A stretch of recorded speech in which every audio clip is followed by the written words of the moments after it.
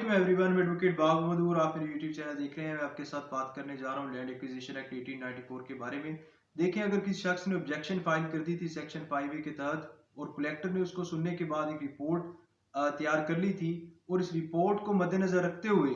अगर provincial government को ये लगता है कि किसी मफाद आमा के काम के लिए या फिर किसी कंपनी के लिए लैंड को एक्वायर करना ज़रूरी है, तो वो एक डिक्लेरेशन तैयार करेगी प्रोविंशियल गवर्नमेंट, जिस पर सेक्रेटरी के साइन किए जाएंगे। और अगर सेक्रेटरी नहीं मौजूद तो कोई शख्स जो कि ड्यूली ऑथोराइज्ड हो टू सर्टिफाई इट्स ऑर्डर, उसके सिग्नेचर वहां पर लिए जाएंगे। और ये जो डिक्लेरेशन है, ये एक तरह से कंक्लूसिव एविडेंस होगा कि जो लैंड है उसको एक्वायर करने जा रही है प्रोविंशियल गवर्नमेंट किसी कंपनी के लिए या फिर किसी मफाद आमा के काम के लिए। यहाँ पर एक बात ज़हन में रख लें कि अगर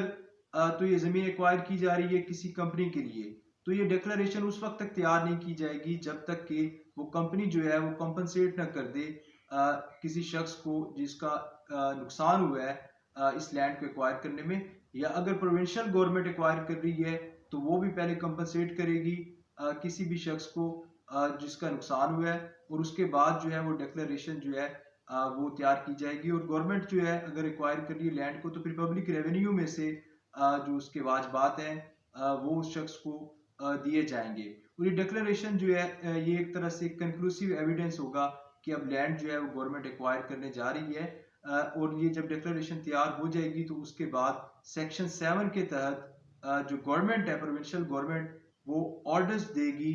डायरेक्शंस देगी सॉरी कलेक्टर को कि वो order for acquisition of land ले। और जिसके बाद सेक्शन 8 के तहत जो कलेक्टर है वो ज़मीन को जो कि एक्वायर की जा रही है वो ज़मीन की जाके उसको मार्कआउट करेगा अगर वो इनिशियली मार्कआउट नहीं हुई सेक्शन 4 ऑफ दिस एक्ट के तहत, या अगर उसके लेवल जो है उसकी अगर मेजरमेंट नहीं चेक हुई तो उसकी जाके मेजरमेंट करे, और अगर उसका नक्शा नहीं बना तो उसका नक्शा मुरतब करे। लेकिन ये बात ज़हन में रखने की, जो डिक्लेरेशन तैयार होगी section 6 of land acquisition act के तहत तैयार होगी। और इस डिक्लेरेशन के लिए ज़रूरी है कि